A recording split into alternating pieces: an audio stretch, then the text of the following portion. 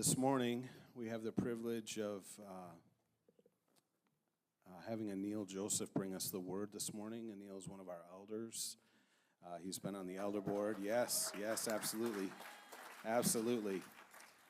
Anil is one of the original founding members of Found, and him and his wife, Christy, have been a part of Found since before Found was found. So, and he's been on our elder board consistently since the beginning, and this morning we're blessed to have him bring us the word.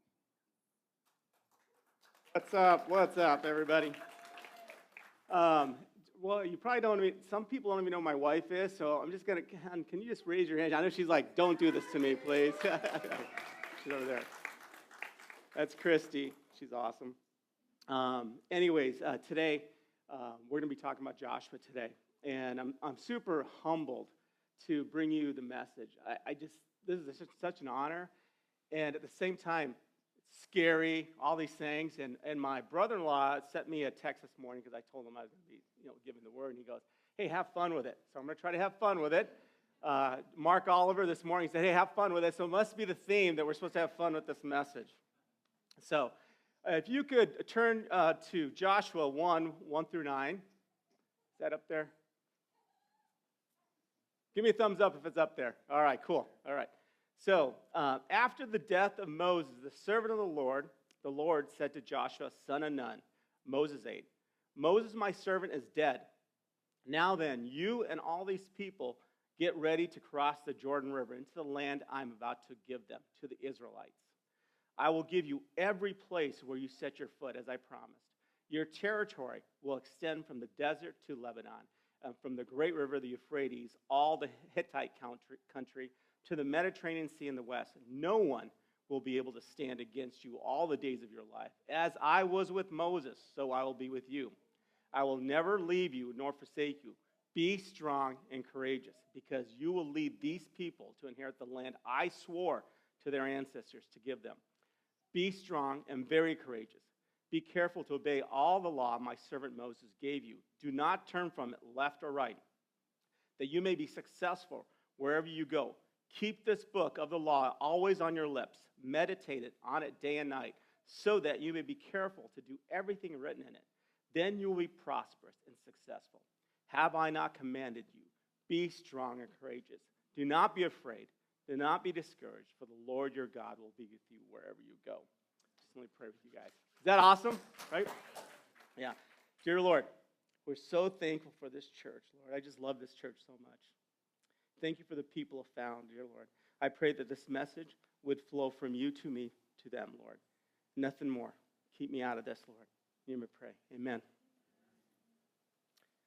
There's a difference between faith and belief. Big difference between faith and belief, all right? So there's a story. This guy's name is Charles Blondin. Some of you might know this.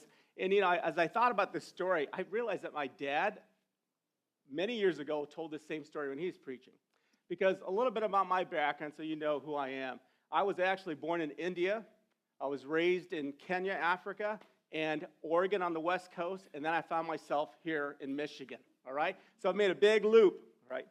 And I remember when my parents were missionaries went to Kenya, Africa to be missionaries. When they went, we had to do some raising of money and many other things while we were here. And he'd always tell this story. And I didn't really understand this story until now when I understand this story. So Charles Blondin, he was a famous tightrope walker. Anyone know this story at all? All right, good. Okay. This will be new to you. So he was very, very good at walking the tightrope. And so he actually crossed Niagara 300 times. Oh, yeah, 300 times, all right? And so people were very, very confident in him. He was very confident in himself. And he got so good at walking on that tightrope, he didn't have to use that bar anymore. And he goes, crowds would come to watch him all the time. They'd just come to watch him because it was pretty impressive. And when he got there the one day, he had lots of crowds around him. And he's like, I've gotten so good at walking with this bar that I'm going to actually take a wheelbarrow across. And how many of you believe that I can take this wheelbarrow across? And everyone's like, oh, for sure, you got this, man, you got this. Then he goes, who would like to get in the wheelbarrow? See, the difference between belief and faith is action. It takes something. You have to do something about it, right? So that's what we're going to be talking about today, but we're going to also be talking about some of the strongholds that keep us from actually entering the promised land and what God has for us as well, all right? So let me give you a little background about Joshua, first of all, because we're going to be talking about Joshua. So Joshua was Moses' aide. He was in second in command. He was the general. And his name, if you look at the word Joshua, and I know we have some pastors in here, so hopefully I'm correct on this, it's Yehoshua, Yeshua in Hebrew in the Old Testament, Jesus in the New Testament, the Greek and the Hebrew, right, Tim? There we go, okay. And it means God saves or rescuer. What an amazing name for Joshua, rescuer. He was picked by God. God told Moses Joshua would be the one to lead the Israelites into the promised land. And this is probably pretty hard for Moses, because Moses was supposed to take the children of Israel into the promised land. That's what he was supposed to do. But something happens. Moses' disobedience and it prevents him from going into the promised land, but the Israelites, also lack of faith, prevent them from going into the promised land. Canaan, the promised land, the land flowing with milk and honey, what God wanted for them. And so let's go back 40 years, because that's what we got to do. We have to go back 40 years because the Israelites, for 40 years, are traveling through the wilderness. And they're just making circles. They're not doing anything. They're just in the wilderness making circles. Because they did not have complete belief and faith in God. Because when they got to the promised land, Moses sent 12 spies out to say, hey, what is this promised land like? Is it as good as it really supposed to be? And what the spies came back and said is this: that land is amazing.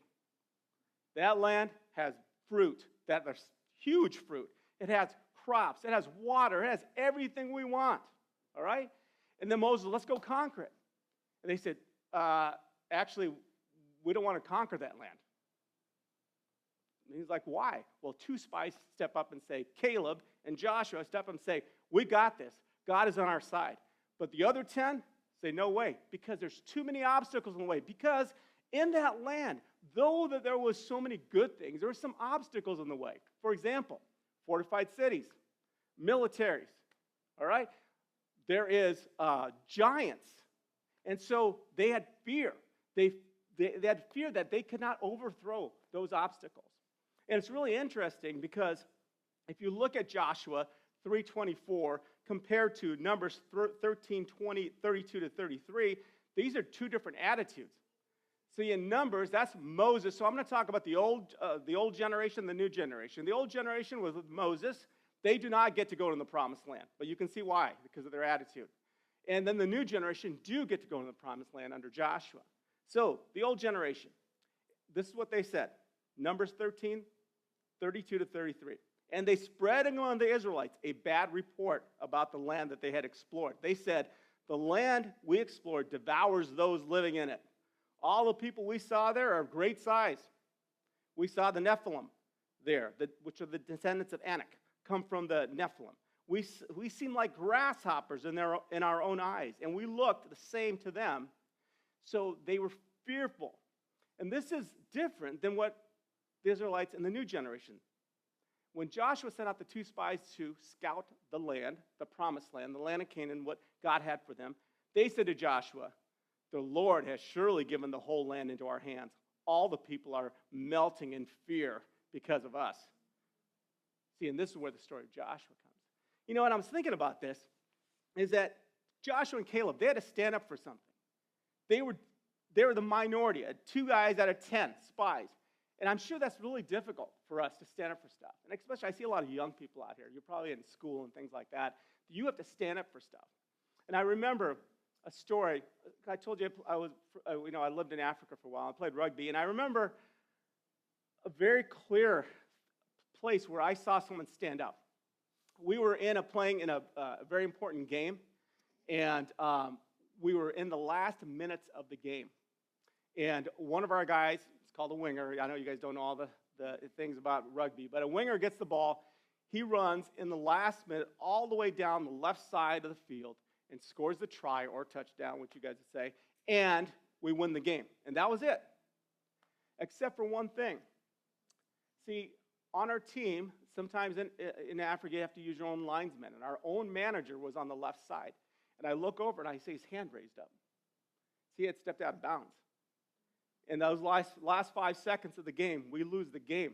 And he's standing there holding the flag up like this. And everyone, the whole crowd, they know that we're a Christian school. And the whole crowd says this. You may go to heaven, but you won't win the game. You may go to heaven, but you won't win the game. And I'm like, dang, I really want to win the game. But I saw guys standing up, and I'm sure for Caleb and Joshua, that was very, very difficult to do. So Joshua, we talk about faith. What is active faith? We talk about belief and faith. We have what's called passive faith, I'd say, and I'd say active faith. And belief and faith are two different things. So belief, I feel, is passive. It's low impact. It is an intellectual acceptance. It's the easy button. You know that easy button where you hit, when, that Staples commercial? Yeah, it makes everything a lot easier. I feel like that's belief. It requires no action. It keeps us in comfort.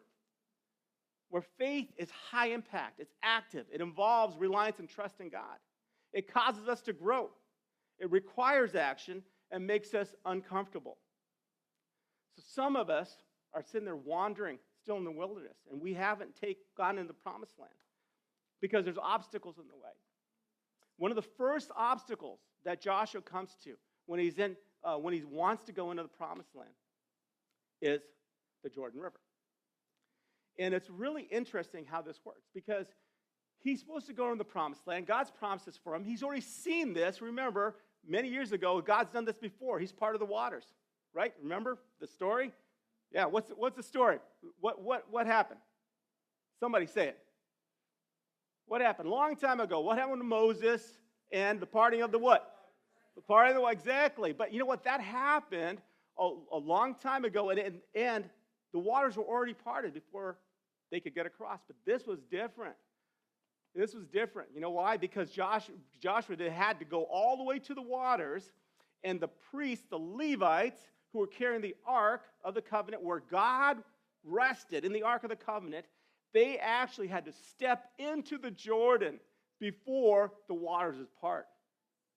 That's a lot more faith.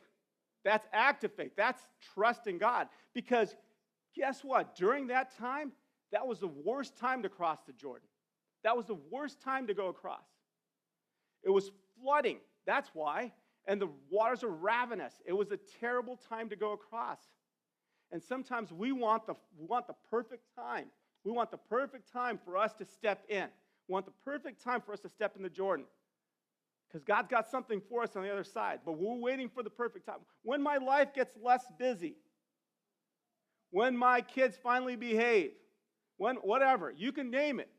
But it keeps you from getting to the promised land, to the Jordan, because that first obstacle is really important. And so, it was not a perfect time for Joshua. But the Levites, when they stepped into the water, boom, it dammed on one side, dried up on the other side.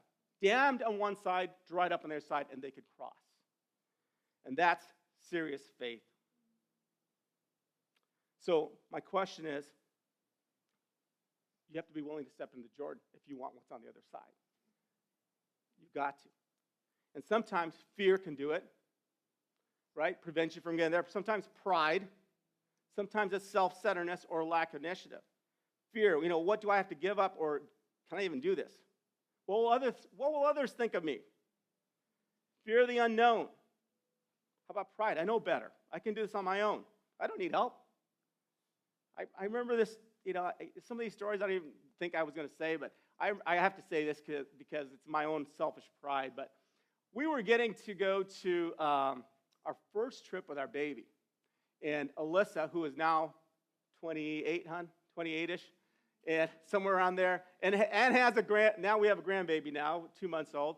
But we're taking her on the plane for the first time. She was 4 months old, okay? And at that time, I was playing Mr. Mom. And Christy was working full time. And I was supposed to get, she wanted to get everything ready for the baby. young parents here know how hard it is to take a baby on the airplane, all right? Yeah, that's a battle in itself. But I said, I got this, hon. I got this taken care of. You don't need to do anything. You just got to show up and get to the airplane, because we had to go from work right to the airport. And so she started questioning me about, are you sure you don't want any help? Are you sure you don't want any help? I'm like, oh, I got this, hon. I'm Mr. Mom. I got this, Well, we get to the airport, and she started, I know how you can, you only can walk so cool with a stroller. I thought it was pretty cool because I had gotten everything taken care of. Diaper bag. Christy's like, hey, diaper bag. Bottles. Yep, got everything all the way through. Formula. All right, did you get the, rag? Yes, I got everything. I got taken care of, hon. You don't have to worry about anything. Except for when we went to feed the baby, she goes, okay, do you have the nipple? And I said, nipple? You said bottle was the only thing I needed to get. Well, the nipple makes a big difference, right? So I was trying to do this thing on my own. I was trying to figure this. I got this. That pride stepped in. Well, there's a lot more to that story, which I'm not going to talk about, but I'm just going to, go past all this stuff. But basically, we got on a plane, finally. But the plane delayed for 1 hour while our daughter screamed for 1.5 hours. And then we get on to we're going to get on the next flight. And the guy looks over at me and goes, you guys aren't going to Dallas, are you? A little bit of pride there, all right? I think of people that have active faith. Like they step in and they do something. And I have my son I got to talk about. Not, I talk about Brennan because he really grew in his life. And God got a hold of his heart, probably his sophomore year in college or so. But Brennan is one of 3 of the founders of what's called Every Heart Ministry. And I think of him as an act of faith because he took away, he went past the fear of all the things of man, of a lot of things, of him not feeling qualified or anything like that, and he started this organization. And this is how it started, though. He came up to Christy and I, and he said, it was a sophomore year of college, and he said, me and 5 friends, we're going to travel across the United States telling people about Jesus this summer. That's how it started. And I'm embarrassed to say that I was not real happy about that. Because as a parent, you start asking these questions, like, how are you going to pay for school if you're traveling talking about Jesus in the summer, And I'm a Christian, right? And sometimes even your families, when you decide to step into something, maybe your families, maybe it's wife, husband, whatever, they may come against it. And we, in the beginning, now we're all for it. But we were kind of against it. I was a soccer coach, too. And I started asking him questions like, how are you going to train for soccer? Because he was a college soccer player. I started asking, and I'm embarrassed to say that, guys. Because he looked at me and he goes, Dad, that doesn't matter. And it convicted me hard. And if he's watching this, he knows it too. It convicted me hard because I, to this day, I can't believe I said that. And I remember them leaving our house at 1 a.m.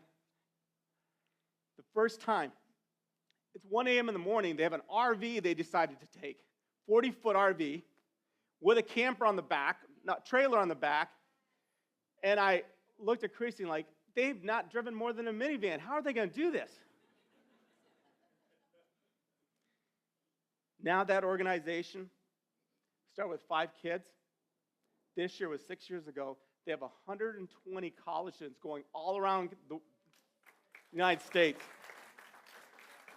because he took his faith into action.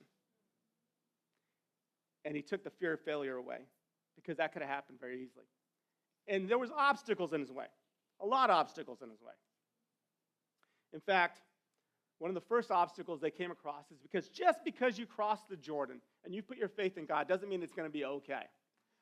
But there's amazing things that can happen. And the reason I'm telling this story is because they did something very similar to what Joshua did. So they get down to they decide to go from the East Coast all the way to the West Coast. They go all the way to Washington, D.C., and they're going to drive all the way to Los Angeles. Now, this RV is like 1990. It's an old RV. I can't even believe it's running. And they get to Arizona. And they go through, what they usually do is the way they set things up, they hang out with a organization or whatever, partner with an organization, and then they do a big worship night. And Brennan does a ton of worship, and he's got a lot of stuff on Spotify and things like that now. But so they do a Friday night, they do a worship night, and then they go to the next place, and they drive all night to the next place. So it's a little bit dangerous. And they call us, and they go, Dad, called all the dads. There's about 5 of those guys. They say, hey, what should we do here? The RV's not starting. I'm like, surprise. The RV's not starting, And I'm like, what's going on? Well, it's overheating. Oil pressure's real low. We have to drive about 12 hours in the desert to get to where we need to get to California. I'm like, okay. I said, rent a car. I mean, that's the safest thing to do, right? Rent a car. That's what we did. We told them to rent a car. They hang up the phone. They don't rent a car. And what they do? They do what Joshua did. They walk around that RV 7 times praying for that thing. They walk around praying for that thing, laying hands on that RV, which is not a very good vehicle. When they get in the van, oil pressure goes up, temperature goes down. They drive that thing all the way to California, back to Michigan, and it dies when they hit Michigan.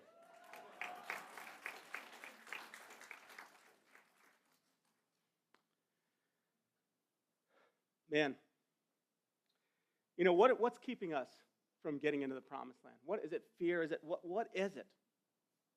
When I talked about getting across in the promised land, it's not easy. It's not easy when you're in the promised land because there are things that can get in the way. And I talked about the wall of Jericho and the water. The walls of Jericho was a city was fortified, and what they did was all they did is walk around 7 times, just like my son did, and the walls just came tumbling down. What's crazy is that Joshua was a general in the army. Does that seem like a really good idea to walk around the walls 7 times and just have no military plan? That doesn't make any sense, right? But what God was showing him was, I got you. It's not about you. It's about me. And that's what he has for you as well. It's not about you. It's about him. So I asked you the question is, will you be an instrument? Just like Joshua was. When Joshua entered the promised land, it didn't just, like I said, didn't just happen. He had 6 more battles to fight when he got there. And some of you guys are fighting those battles. And right now you are. And the struggle it's there. But it's also really interesting is the verse in James. It says, consider it pure joy, my friends, when you face trials of many kinds, because you know the testing of your faith produces perseverance. Perseverance must complete its work to be complete, so you're mature, lacking in nothing. That's amazing. You know what's really crazy about that? Is that neuroscientists have found what's called the anterior mid-cingulate cortex in the brain. It only grows in hard situations. It only grows when you have conflict and you're going through hard things. So you get stronger. And this part of the brain affects how long you'll live and how you will overcome struggle in difficult times. It's like God knew this. Like he's writing this verse. Consider pure joy, my friends, when you face trials. And at the same time, there is something happening in our brain when we face those trials. We will get stronger. We will get stronger. So, I don't know if I'm in the right place or not, so I'm just going to keep talking, all right? So the question is, what's keeping you from there? What's keeping you from actually getting to the promised land? And those strongholds are the things that keep us from getting there. First one, and I want you to look at this stronghold, okay? So it says, I could never forgive that person, the stronghold of resentment. And as you start to see these strongholds, I want you to think about, is this me? Is this me? I could never recover or change the stronghold of defeat. Bad things always happen to me. The stronghold of self-pity. I have to be in charge for things to go right. The stronghold of pride. I don't deserve to be loved. The stronghold of rejection. I must be good or God will reject me. The stronghold of performance. I'm only good as I look. The stronghold of appearance. My value is based on possessions. The stronghold of materialism. See, these strongholds, all the enemy has to do is disengage and deactivate you so that you won't pursue, that you won't get a chance to go in the promised land. So how do we develop our faith? Pretty simple. Well, not simple, but easy to say. Read your Bible. If you go back to the first thing that we talked about, read, he said, keep the words on your lips, meditate on it day and night. Okay? You know what's crazy about reading the Bible? Say 80% of Christians only read the Bible on Sundays. 80% read the Bible on Sundays. Man, I don't want that for Found Church. I don't want that for Found Church, guys. You know, when they were crossing the Jordan River, Joshua said, stay focused on the ark. That's the second thing. Keep your eyes on Jesus. Don't look left or right. You know how you go up a roller coaster? And if you look straight, you're okay. But you start to look left and right, you see how high you are? It freaks you out. Got to keep your eyes on Jesus. Number 3, remember the goodness of God. Love that saying. The goodness of God. Love that song. And you know what they did? The goodness of God. How do you remember God's goodness? See, when they crossed the Jordan River, the Israelites from the 12 tribes took a stone, and Joshua said, remember, with this stone, remember, and they built an altar with it. Remember. In your life, remember. That's how you develop faith. Go back to your life, remember God's goodness. Because he's been good.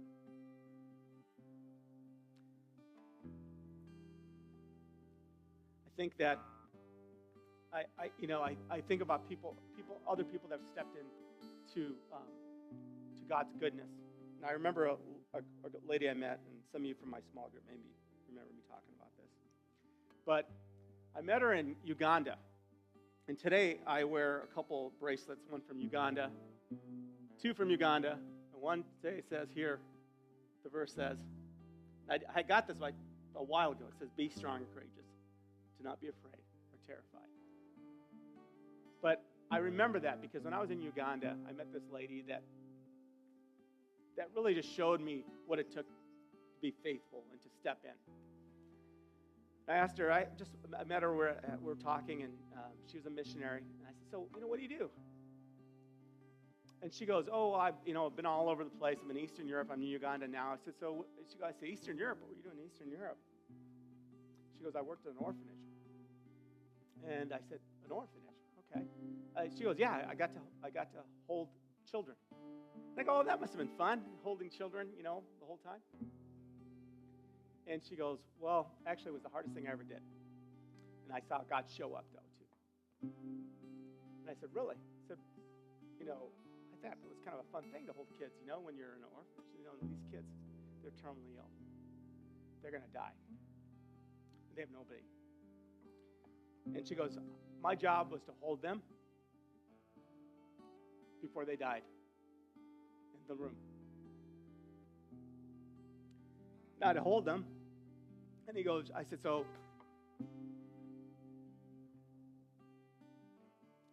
was it hard? She goes, the hardest thing I did. And I said, what was the hardest part of that whole thing? She goes, well, one time I had to hold a girl. And she was the leader of the orphanage. Like, she was one to take the kids around and lead them and hold their hands and help them with their food and everything like that. And this girl got really sick. She's like 7 years old, 6 years old. And it showed me a lot about myself because of this. Because she's holding her. She goes, we always knew when the kids are going to die, we'd take them to a room. I'd hold them, and I would sing to them. I'd pray over them and things like that. And usually they'd wet themselves, and that's how I knew that they were ready to die. And this little girl, as she's passing this lady I met, her name is Kate, she goes, I got so angry at God. It's like, why is he doing this? See, she's a missionary. She's on the other side. She's on the other side of the Jordan, but she's still having challenges. But she gets to see the glory of God, and this is how. This little girl looks at her and says, Yeshua. Yeshua. And I think about Joshua's name, Yeshua. Yeshua. Rescuer, Savior, Yeshua. And she goes, Yeshua, Yeshua. And then Kate's so angry, she goes, yes, you can be with Jesus. You can go to Jesus. It's your time. And she puts her head up. She goes, no, Yeshua. He's standing in the corner. Yeshua. There's something more for us, guys. See, it doesn't make it easy, right? You can see the glory of God. You know, you guys know the story of Stephen. And he's like ragging on the Sanhedrin. And they're furious. Acts 7, 54 through 56. And it said, but Stephen, full of the Spirit, remember, he's been getting stoned. Full of the Spirit, looks up in heaven and saw the glory of God and Jesus standing at the right hand of God. Look, he said, I see heaven open and the Son of Man standing in the right hand of God. Do you know everywhere else in Scripture, he's not standing. He's sitting at the right hand. I feel like he's standing up. He's saying, well done, Stephen. Well done. Well done, Found Church. Well done. Well done. That's all I want to hear my Savior say. Well done. And see, guys, some of these strongholds that you have prevent that from happening. Adam, can we go back to the strongholds? Go to the first one. So we're going to rest on these two slides, Adam, if we can go back and forth, all right? We're going to rest on these two slides.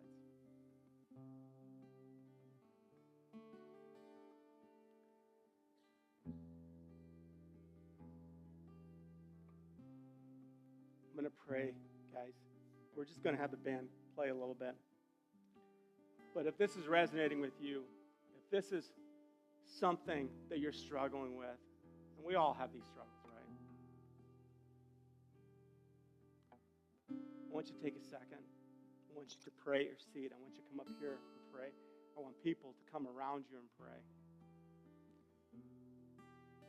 Because, guys, I want Jesus to be standing. And I want him to clap. Well done, Found Church. Well done.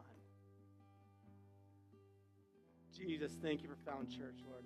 Thank you for the people here, Lord. I just pray against all strongholds. I pray for people, Lord, in this church that are in the battles. But you're with them, Lord. You're with them. Thank you, Lord. We love you. Go with God, guys.